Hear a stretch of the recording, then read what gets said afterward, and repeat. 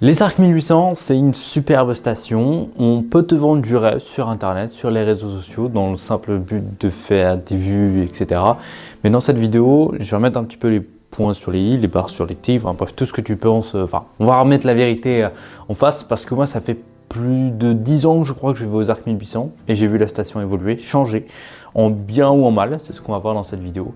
Donc c'est parti. Avant d'aller plus loin, si tu veux savoir tout ce qu'il y a à faire dans les Alpes, que ce soit les meilleures stations de ski, les activités à faire, nos bons plans et nos hébergements, en tout cas tous les conseils qu'on peut avoir, un guide complet sur les Alpes pendant l'hiver, je te l'ai créé et il est disponible dans la description de cette vidéo, c'est le premier lien, tu le télécharges, il est complètement gratuit et ça va te permettre de mieux planifier ton voyage dans les Alpes en hiver, peu importe la station, peu importe les activités, les budgets et les situations, que ce soit en couple, en famille, etc.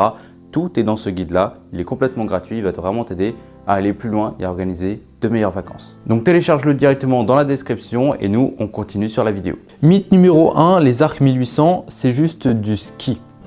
C'est pas vrai, c'est pas que du ski. Alors, les points quand même qui sont importants à mentionner, c'est que les Arcs, le domaine paradis-ski des Arcs, donc c'est les Arcs 1600, 1800, PC-Valandry, 2000 et 1950, c'est quand même un domaine skiable de plus de 460 km de piste environ. Donc c'est absolument immense, ça c'est sûr. On peut skier partout, tout niveau, toute difficulté, comme des très difficiles.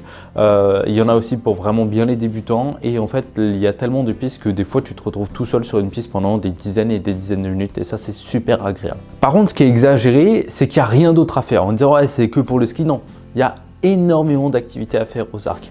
Il y a tout ce qui est balade, les balades à pied, les balades en raquette, on a du parapente, on a de la luge, il y a plein de trucs qui ont commencé à être pensés pour ça. Et on a aussi des activités au sein même de la station, cinéma, bowling, ce genre de choses. Il y a la piscine, spa, détente, voilà, il y a plein de choses à faire. Un petit peu la culture, parce qu'il y a les Arcs Film Festival du 13 au 20 décembre de chaque année, par exemple, ça peut être aussi un truc sympa à faire. Et tu as aussi tout ce qui est marché, boutique locale et tout. Donc, tu n'as pas que le ski à faire. Certes, le ski, ça occupe une place importante quand on va au ski, techniquement. Mais du coup, si on ne veut pas forcément skier toute la journée, s'il fait moche ou si simplement on veut faire autre chose, bah oui, il y a plein d'autres activités à faire à côté. Le mythe numéro 2, c'est que c'était une station trop cher. On peut voir des chalets louer 32 000 € la semaine pour 20 personnes, piscine privée, etc. Là, on est dans du luxe, mais on n'est pas, toute la station, c'est pas Courchevel par exemple. Moi, ce que j'ai fait, c'est que j'ai loué un appartement 3 pièces, 6 personnes, vue piste, accès piste, dans une résidence avec piscine, sauna, hammam, jacuzzi, pour seulement 800 € la semaine. Voilà. C'est pas une station hyper chère, ça dépend un petit peu de où tu vas, de comment est-ce que tu réserves un petit peu ton logement et tout. Est-ce que tu passes par Booking, est-ce que tu passes par des plateformes qui survendent les choses, est-ce que tu t'y prends au dernier moment, en avance, ça dépend aussi de la période à laquelle tu vas. Enfin bref, je t'ai donné plein de conseils sur cette chaîne YouTube pour payer moins cher tes vacances au ski, je te conseille de t'abonner et d'aller regarder un petit peu les autres vidéos sur la chaîne. Le troisième mensonge qu'on peut te dire, c'est que c'est une station où voilà, tu sors et tu vas faire tes courses, etc. Mais ce qu'on oublie souvent de mentionner, c'est que la station, elle est immense. Elle est en plusieurs quartiers finalement. Et marcher d'un quartier à l'autre, ça peut prendre 10-15 minutes à chaque fois. Et donc si tu es tout à l'autre bout un petit peu des Arcs, tu vas aller, je sais pas, au centre-ville, ça va te prendre 45 minutes de marche. Et de la marche dans la neige, de la marche peut-être en pente, donc ça va être fatigant, ça va être crevant. Voilà, c'est quelque chose qu'on ne dit pas forcément. Par contre, il y a une solution qui a été mise en place, c'est les navettes là-bas. Il y a des bus qui font les navettes au sein même de la station, mais même entre les stations, par exemple de PC à 1800, 1600, 1950 et 2000, tout est relié. Et c'est des navettes gratuites, ça c'est aussi un truc hyper intéressant à mentionner. Il y en a plutôt vraiment pas mal en vrai. Voilà, c'est quelque chose qui est très emprunté par les mecs qui sont dans les Arcs et tout, donc ça c'est vraiment pratique. Mythe numéro 4, l'ambiance est incroyable partout. Par ambiance, on va parler d'ambiance montagne, vacances. Ce serait plutôt dans le centre-ville, à la limite.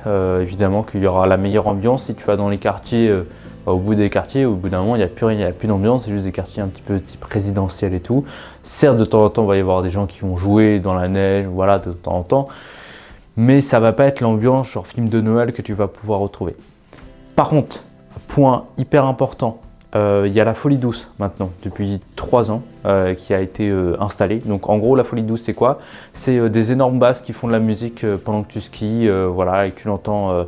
Moi, je suis en haut de la station, donc je l'entends, c'est face à mon logement, et donc ça, c'est hyper chiant.